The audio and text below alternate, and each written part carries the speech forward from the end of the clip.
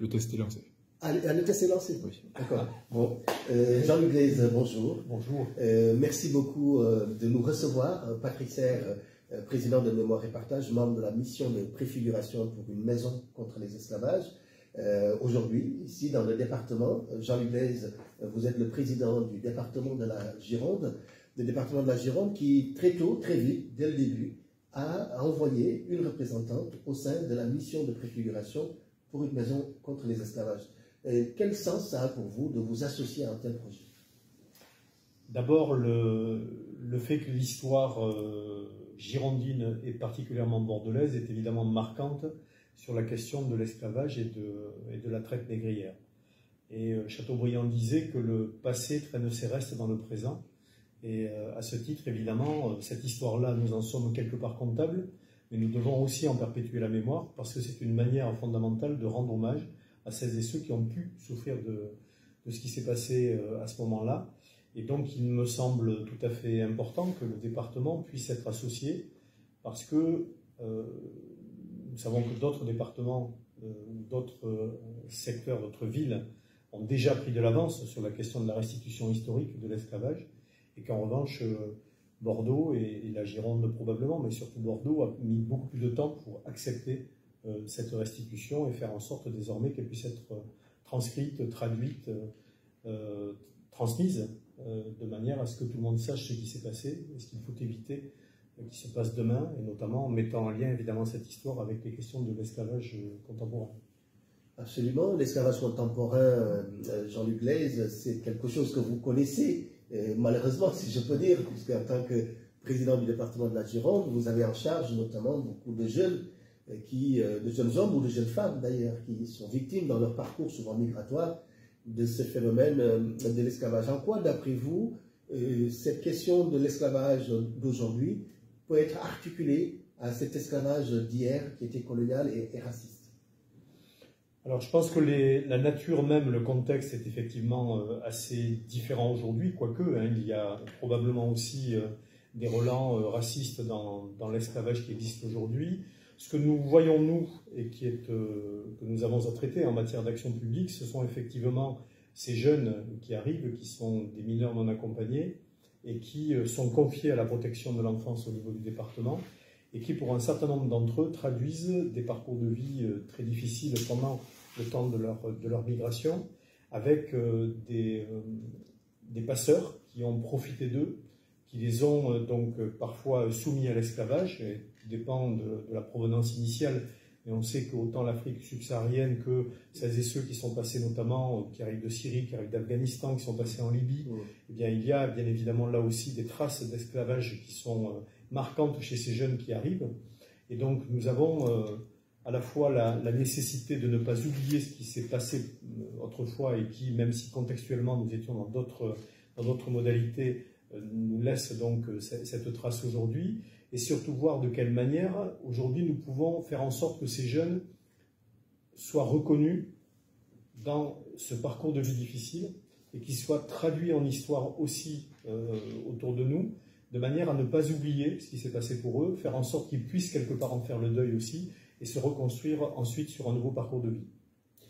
Oui, Jean-Luc Blaise, comment, à propos de cette maison contre les esclavages, comment concevriez-vous l'ancrage de ce projet dans le territoire à la fois bordelais, bien sûr, mais aussi plus général, départemental, c'est-à-dire girondin et voire régional ou international? Alors, l'histoire, évidemment, l'ancrage même de cette question de la traite négrière en particulier, ou aussi des sujets éventuellement plus colonialistes, part du port de Bordeaux et de cette Garonne, de cette ouverture sur l'Atlantique qui en fait effectivement un lieu, un point de départ, un point d'arrivée aussi, et en tout cas qui est fondamental à ce titre. Pour autant, ce qui peut nous intéresser au niveau d'un département, c'est bien de savoir comment, à partir de ce point nodal, s'est construit aussi un esclavage qui a pu concerner plus largement d'autres secteurs du département. La ville de La Réole peut avoir été concernée, cette fois la Grande également, mais il y a sans doute d'autres endroits dans le département qui ont aussi été concernés.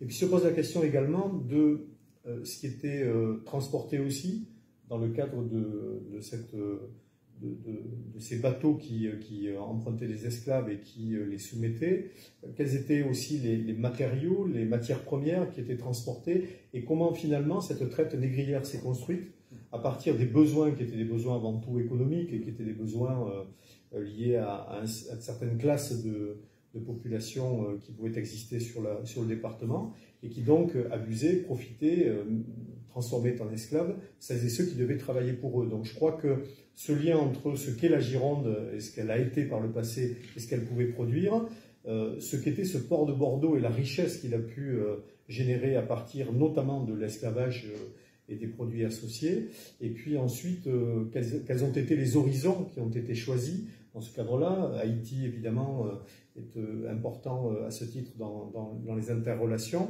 mais regardons de quelle manière tout cela s'est construit. Je pense qu'il s'agit d'en garder la trace et la mémoire avec les recherches nécessaires, et les archives départementales peuvent être aussi un appui intéressant dans ce cadre-là.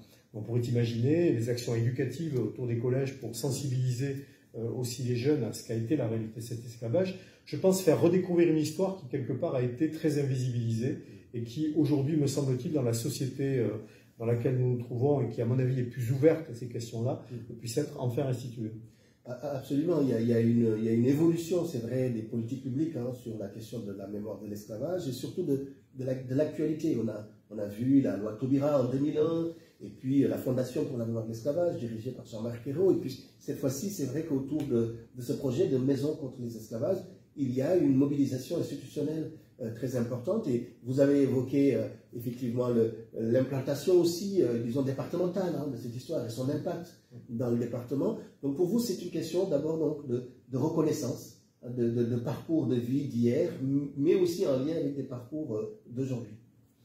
C'est d'abord une question de valeur. On ne peut pas être dans la nation des droits de l'homme et ne pas considérer que cette question-là doit être posée, doit être regardée frontalement et doit être également absolument... Enfin, il faut le porter aujourd'hui dans le modèle contemporain comme étant quelque chose qui n'est plus acceptable, autant ça ne l'a pas été, ça n'aurait pas dû l'être à l'époque, mais en tout cas il faut le poser aujourd'hui comme étant une réelle nécessité de partage de valeurs. Donc ça, je crois que c'est un élément fondamental. Lorsque nous avons, nous, décidé d'adhérer par exemple à SOS Méditerranée, de manière à faire en sorte que toutes celles et ceux qui aujourd'hui transitent par la Méditerranée, qui en font malheureusement, malgré eux, à cause des passeurs, le plus grand cimetière maritime aujourd'hui sur la planète, eh bien, c'est une manière de porter pour nous des valeurs fondamentales liées aux droits de l'homme, liées à l'égalité entre les races, liées absolument à ces valeurs humanistes que nous portons ici au département. Donc je crois qu'il y a d'abord cette question de valeur fondamentale, et puis après il y a évidemment la construction éthique, la construction philosophique d'une vision du monde que nous devons porter. Nous sommes quand même dans des périodes où la montée des obscurantismes nous amène à un certain nombre d'inquiétudes désormais sur l'avenir. Il faut plus que jamais réaffirmer ces valeurs d'égalité, ces valeurs d'humanisme qui me paraissent absolument fondamentales. Il me semble qu'une collectivité comme la nôtre, au regard de son orientation politique et de son action, et encore une fois de ce qu'elle souhaite défendre en termes de valeurs fondamentales, doit impérativement contribuer effectivement à une relecture de cette histoire et surtout à faire en sorte qu'elle ne se reproduise plus. Écoutez, puissiez-vous être entendu, cher Jean-Luc Blaise. En tout cas, merci beaucoup à vous de non seulement vous associer à nos travaux, mais encore plus aujourd'hui de nous recevoir dans votre bureau et puis de participer à ces auditions que nous allons faire. Nous espérons pouvoir vous présenter au mois de mai ou juin, selon votre agenda, le rapport que nous sommes en train de préparer. Grand merci à vous. Merci beaucoup.